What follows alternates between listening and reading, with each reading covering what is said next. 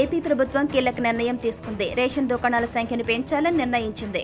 Ration పంపిణీ సజావుగా సాగేందుకు వీలుగా చౌక దుకాణాల సంఖ్యను 29,796 దుకాణాలకు అదనంగా మరొక 4,000 ఏర్పాటు చేయాలని చంద్రబాబు ప్రభుత్వం నిర్ణయించింది.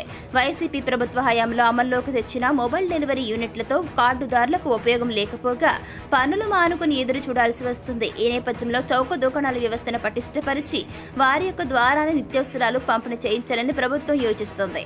కార్డుదారులకు వీలైనంత దగ్గరలోనే దుకాణాలు ఉండేలా చూడడం, అలాగే నిర్దేశిత సమయంలో సరైన తూకంతో రేషన్ అందించడమే లక్ష్యంగా కొత్త దుకాణాలను అందుబాటులోకి తీసుకురానున్నారు. వైసీపీ పాలనలో ఇంటింటికి రేషన్ పేరుతో 9,260 MDUలను అందుబాటులోకి తెచ్చింది. ఈ వాహనాల కొనుగోలు నిర్వహణ పేరుతో 1,800 కోట్లకు పైగా ఖర్చు చేస్తుంది. అయినా కూడా గడప వద్దకు రేషన్ అందడం లేదు. రేషన్ బండి ఎప్పుడు వస్తుందో తెలియక కూలి పని మానుకుని మరీ ఎదురు చూడాల్సిన పరిస్థితి నెలకొంది. చాలా చోట్ల రేషన్ డీలర్ల ద్వారానే నిత్యావసరాలను అందించాల్సి వస్తుంది. MDU వ్యవస్థ లేని రోజుల్లోనే రేషన్ పంపిణీ బాగుందని కార్డుదారుల్లోనూ అభిప్రాయం ఉంది. కరోనా లాంటి క్లిష్ట పరిస్థితుల్లోనూ నెలకు 2 సార్లు చొప్పున బియ్యం, కందిపప్పు వంటివి రేషన్ దుకాణాల ద్వారానే పంపిణీ చేశారు. ఇలాంటి కీలకమైన వ్యవస్థను వైసీపీ ప్రభుత్వం నిర్వీర్యం చేసింది. ఏపీలో 29,796 చౌక దుకాణాలు నడుస్తుండగా అందులో 6,500కు పైగా ఖాళీలున్నాయి. ఒకే డీలర్కు 2-3 దుకాణాల ఇన్ఛార్జీల బాధ్యతలు ఇచ్చారు. వీటన్నిటినీ యుద్ధ ప్రాతిపదికన భర్తీ చేయడానికి ప్రభుత్వం చర్యలు ప్రారంభించింది.